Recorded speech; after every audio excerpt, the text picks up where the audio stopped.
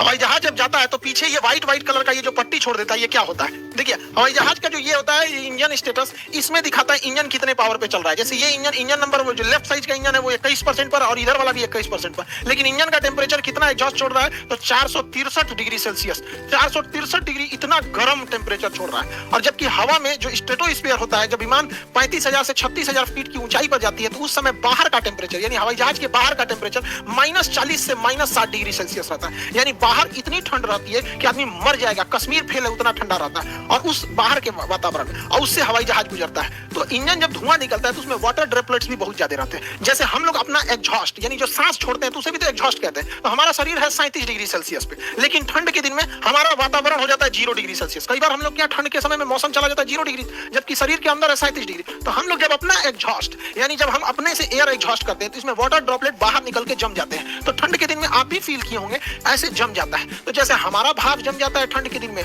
तो 37,000 फीट की ऊंचाई पर 12 महीना ठंडी का दिन रहता है -40 से -60, उसका भी धुएं के अंदर का वाटर ड्रॉपलेट जम जाता है। जैसे हमारा सांस कुछ देर बाद हट जाता है, ऐसे ठंड के दिन में बचपन में किए होंगे, देखते हैं कितना देर रुकता है। तो तनिए से धुआं छोड़ते हैं हम लोग तो तनिए से रुकेगा। हवाई जहाज तो भर भर धुआं छोड़ता है तो देर तक रुका रहता है हवाई जहाज का। तो ये बस एग्जॉस्ट है, ठंड होकर वो थोड़ा क्रिस्टलीय रूप ले लिया और कुछ नहीं है।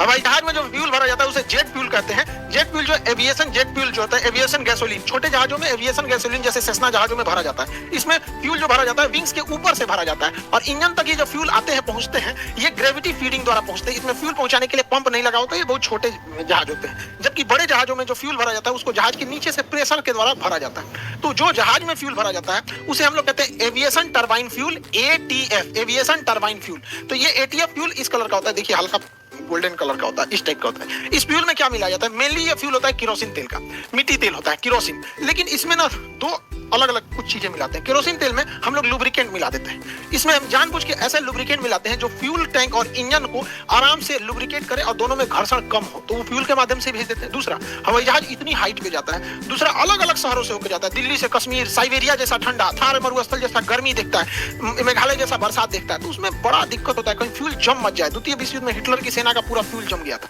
हवाई जहाज नीचे गिरने लगे थे। तो फ्यूल जम ना जाए इसलिए उसमें एंटी फ्रीजिंग के रूप में एथिलीन ग्लाइकॉल मिलाते हैं। ये क्वेश्चन पूछा हुआ है, ठंड में जमने से फ्यूल को जमने से रोकने के लिए क्या मिलाते हैं? एथिलीन ग्लाइकॉल मिलाते हैं, जिससे कि फ्यूल जमता नहीं है। अदरवाइज में फ्यूल जम जाता है तो कभी कभी ना ठंड वाले शहर में जहाज के ऊपर बर्फ जम जाता है, तो जहाज जब टेक ऑफ से पहले उसमें डी आइसिंग किया जाता है, इसे गर्म भाप छोड़ा जाता है ताकि उसके ऊपर का बर्फ पिघल जाए, डी आइसिंग हो सके। तो इसे अभी के समय में जितने फ्यूल हो रहे हैं वो ATF फ्यूल हो रहे हैं, jet air aviation turbine fuel होते हैं। इसमें ये सारी चीजों को मिलाया जाता है।